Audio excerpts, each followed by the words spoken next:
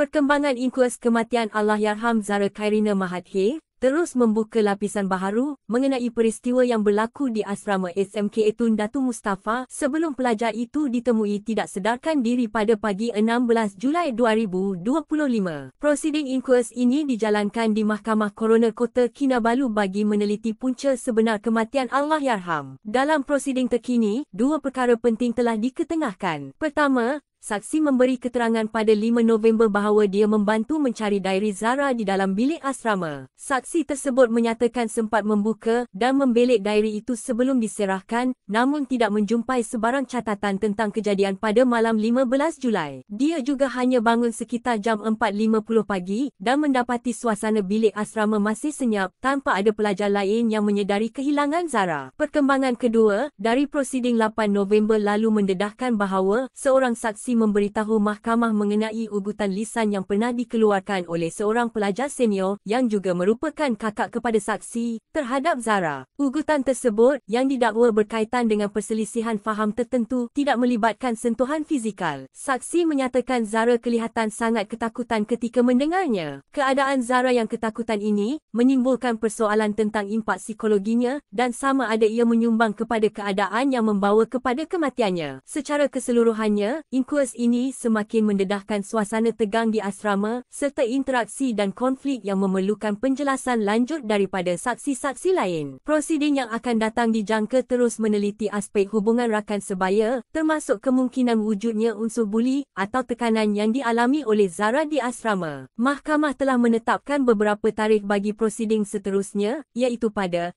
5 hingga 7 November, 10 hingga 11 November, 12 November, separuh hari, 17 hingga 20 November serta 24 hingga 27 November.